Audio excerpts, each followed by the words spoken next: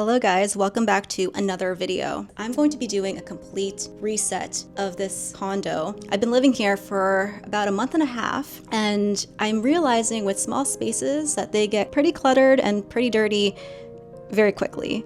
I have been unboxing a few things and also unpacking at the same time, so things just accumulate so fast. One of the things that I have to get used to living alone is that the mess is going to stay there until I do something about it. And I know I talked about unboxing things and clearing out that cardboard, but I have other things to unbox too. So I'm pretty much replacing the mess with more mess, but hopefully I'll be able to stay on top of it better. I don't know. I've been using whiteboards to stay on task. I swear they help me. I just need to get better at executing the plans that are on here and also on here. I'm accumulating a whiteboard collection. Speaking of reset, look at these beautiful orchids that are slowly dying. I have a friend who is an orchid expert, but I really don't think these are meant to be. They lasted for so long, like literally almost since I moved in here. But I have to get rid of this. I'm gonna keep this and replace it with something else. I'm not sure what though. I'm a pretty terrible plant mom, so whatever I replace that plant with, it'll probably have a similar fate. Even though they're starting to shrivel up and die right now, it has retained all of its blossoms and they all opened up.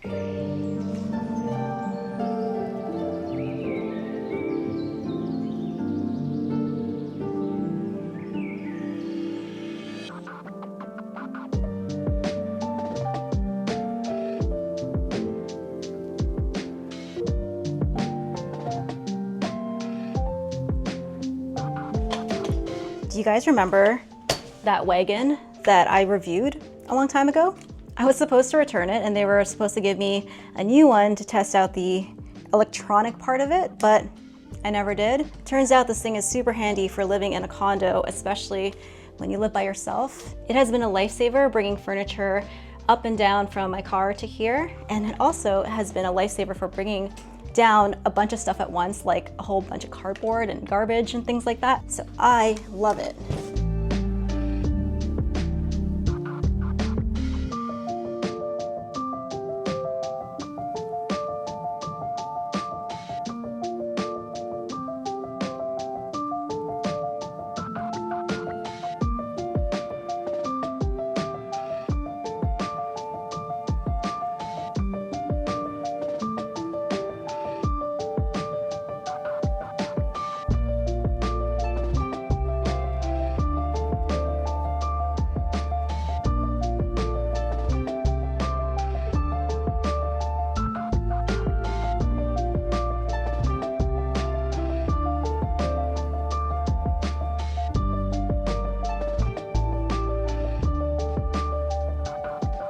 I have an abundance of this extra scrap paper that I hope to be using to help me pack orders whenever I reopen my shop. As for when I'm reopening my shop, that I am not sure. I had planned on having the shop open by November 1st, but obviously that date has come and gone and I'm still closed. So I'm trying to be kinder to myself about setting deadlines and not following them. Since coming back here, I've realized that if I want to reopen back in Canada and have myself open for orders again, I really have to have my ducks in a row. So that means a bit of a delay. I have to keep reminding myself that I'm going through a pretty big transition right now. And while I would love to have so many things done and be on top of everything, that's just not the reality. So the new relaunch date is December 1st. I have no idea. Fingers crossed that I will actually follow through with that. So many people have messaged me asking me when my shop will be reopened, and I am so sorry. I feel so bad about not following through on that. I want you guys to know that I am doing my best, and I hope to have things up and running for you guys as soon as possible. I am aiming for the stars and hoping to land on the moon.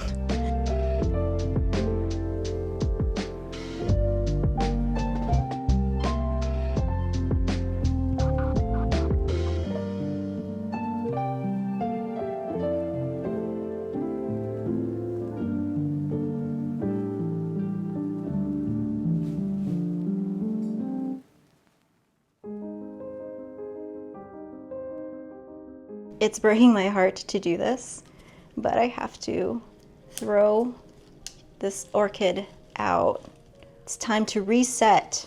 That is the first orchid blossom that fell. Isn't that pretty? See, the hoarder in me wants to keep these stakes, and I don't know why. I feel like there's going to be a use for them somewhere down the line, right? I don't even know what I would use these for, but I feel like I would need them at some point, and I'm going to be mad at myself that I threw these out.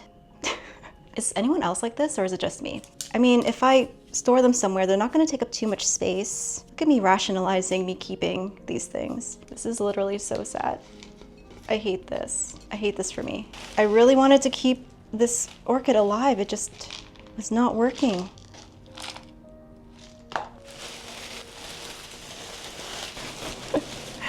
Those in the comments, what is a good, easy to care for plant that I could put in here instead? Something that lasts a long time. All you plant moms out there, tell me your ideas. I'm definitely keeping this, I think, because I want to repot the money tree that I have over there into something a little bit better. Sorry, I'm just wondering if this is significantly big enough to warrant a replanting or a transplanting. Because when you move a plant from one pot to another, you really want to do it so that it's there for quite a while. And that money tree might outgrow this pretty quick. So let me double check. No, it's not that much bigger. I should definitely get a bigger pot. By the way, isn't this money tree beautiful? My mom gave it to me as a housewarming gift. She is really good with plants. She did not pass that gene on to me. So a plant that you guys suggest down below, make sure that it's something that the worst plant owners can keep alive with the most minimal of care. Because I feel like I try so hard and they still die. What can you do?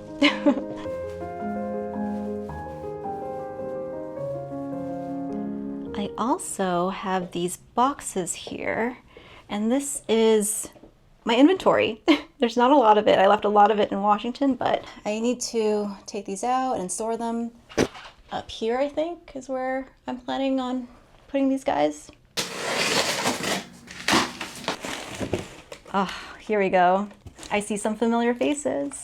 Here's some orange blossom soap. It smells so good. And here is something that I'm glad to see. My shampoo bars. Probably the number one thing I get asked by my customers is, when are you restocking your shampoo bars? And I get it. These things are so good. I love them for my hair.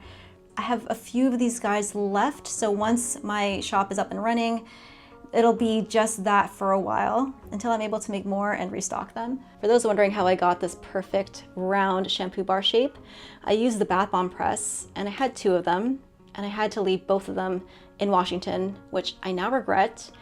But the reason why I didn't bring them was because I knew I was moving to a condo, and the way that those bath bomb presses are powered is by using an air compressor, which when you turn it on and it's filling up with air is so loud and vibrates so much that if I were to use something like that here in this condo, then I would definitely have neighbors below me that would hate me. So I left it there thinking there's no way that I could use something like that in the home that I was moving to. But I do know that there are pressing machine options that don't require an air compressor to power it. It's more so just a lever that you can just use manpower to crush your shampoo paste into pucks, but also you can use them for bath bombs. So I'm gonna look into something like that. I don't wanna stop making these shampoo bars. Obviously, they are one of my favorite products that I make, and obviously with bath bombs too. I've been trying not to get too upset about the things that I didn't pack and bring to Canada, because at the end of the day, I feel like there's so much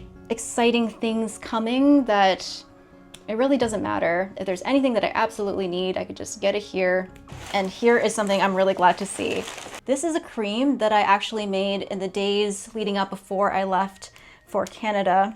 And I absolutely love this cream. Let me show you the consistency. Let's grab a little bit here so you can see how smooth it is. It's like butter. And I'm gonna demo it for you guys right here. I missed you so much.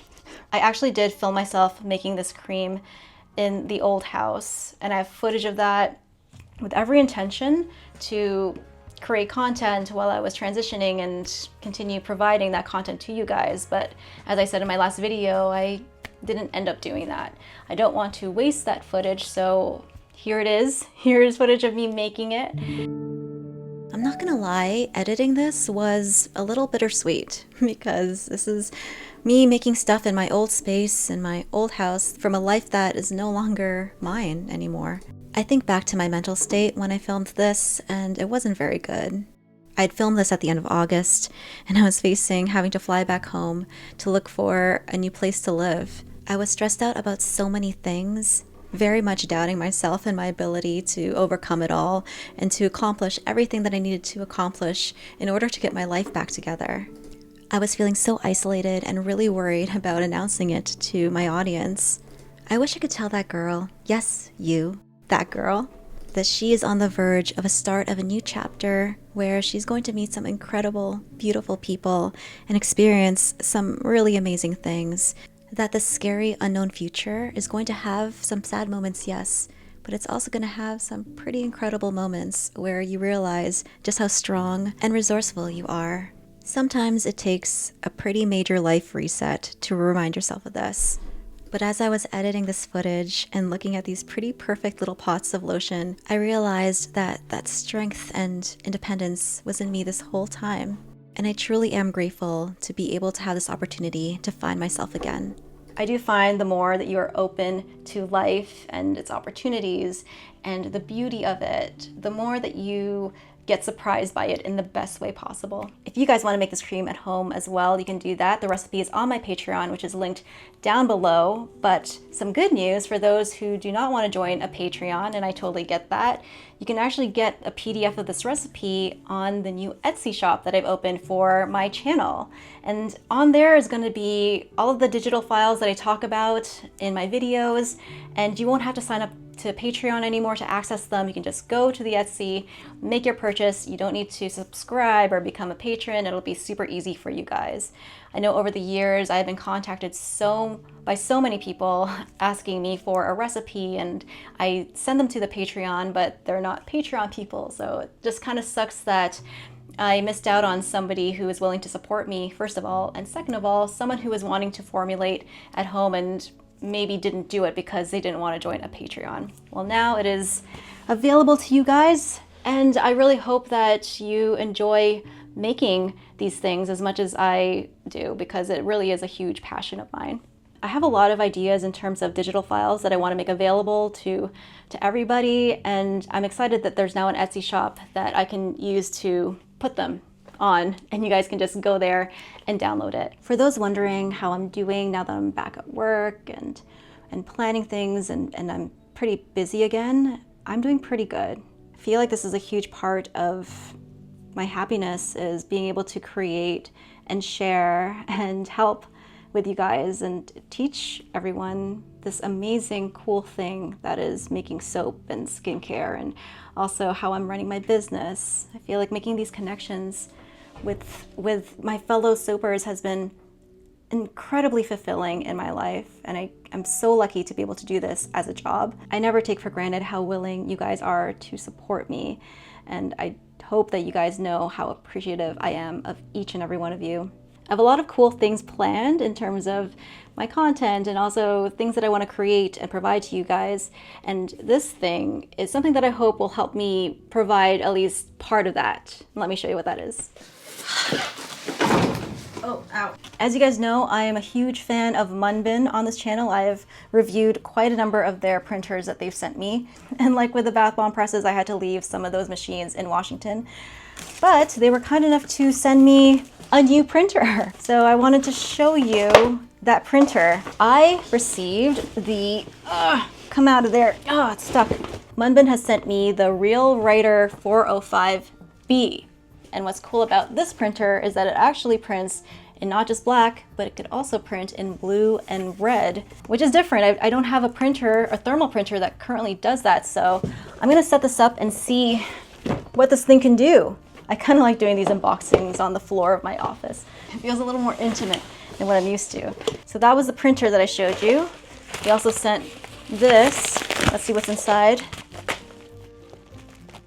There's a cable. I'll need that to power the printer, I'm guessing. Ooh, here we go. I'm gonna need these. These are 6x4 labels, and this is the size that I print my shipping labels on. I also got some purple labels, some, are these clear? I got some white labels, I got some circle labels, and more circle labels. My experience with Munbyn printers is that they're pretty easy to set up. So let's go ahead and see if this one is any different.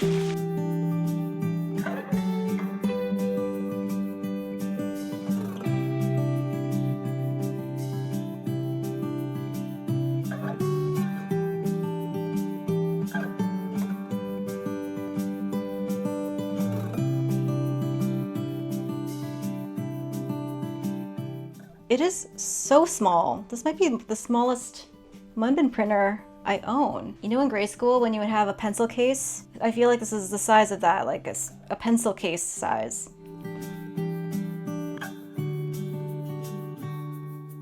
I really love how Munbyn packs their printers. Everything is just very organized and easy to put together and set up. But this printer actually came with a label holder, which made loading the Munbyn printer pretty easy and straightforward. The way you print from these printers is by connecting the Munbyn printer to your computer, and you can also use a mobile app. This setup is pretty easy too. You just have to either download the software from the website or use their driver that they provide to you. And once that's set up, you should be able to use the Munbyn printer wirelessly. The app is so easy to use. As you can see, they have so many awesome templates. Depending on the label size that you have, you can really customize them and tweak them to look however way you like. Because I have the two-tone printer, I wanted to tweak some of the elements of this design to include some hearts that I wanted to print red. And this is where I hit a bit of a snag. Once I pressed print and I waited for the sticker to come out, it actually printed it blue, and not just once, but twice. And I tried this a few times. I could not get this printer to print red. Moving on, I wanted to see the quality of the print, so I used this graphic of Jiggy that I was able to create using xTool's software. And I wanted to make some elements red, but when I printed it out, the same thing, just blue. And then moving on from that, I decided to test out the 6x4 size labels, the label size that I use to print out my shipping labels. I was super intrigued by these calendar templates that I saw on their mobile app, so I decided to try one of them out. I selected a November one, and of course I wanted to test out the two-tone color, but now the printer decided to not print me any colors, not even blue. I wondered if Munbyn actually sent me the wrong kind of label paper, because that would totally explain why the colors just would not print. Okay, so I don't think this was a successful test of this Munbyn printer, which is sad because all of their other printers I've been able to get up and running, and it produced labels or stickers exactly how it was supposed to, but this guy was supposed to print in color and it just did not, at least the colors that I wanted. I could not get these hearts to print in red. I also could not get the color to print on these kinds of labels. So I'm not sure if this is an issue with the machine, if I'm doing something wrong or what, but I looked for troubleshooting tips or things that I could do to help make this better, and I actually think that there might be something wrong with the printer head. So I'm going to contact Munbyn, see if there's anything that they could do, maybe send me a new printer head, because I feel like there might be something wrong with this printer head. It was making weird noises when it was printing, and if you look at the print quality, there's these lines here. I did think Jiggy's cat sticker ended up looking pretty cute, so we shall see what Munbyn has to say, and hopefully I can give you guys an updated review. But just from my experience with this now, I don't think I would recommend it. I've had much better experiences with other Bluetooth Munbyn printers. Granted, they don't have the ability to print in color, blue or red, but apparently this printer can't either, so... But that is today's video. Thank you so much for joining me for yet another video. I really hope that you guys enjoyed it. Again, if you would like the recipe to that amazing cream that I showed you guys making today, then the link to that is down below to my Patreon, but there is also a link to the new Etsy shop where I'm selling my digital files. And stay tuned for more of those files to be added to the shop. Right now there's not much. But hopefully if you are one of those who have always wanted to try out my recipes but have been hesitant because of Patreon, hopefully this is a good solution for you guys. I am excited for more content to come. So until that next video, keep smiling, keep being awesome, and I will see you in that next video. Bye guys.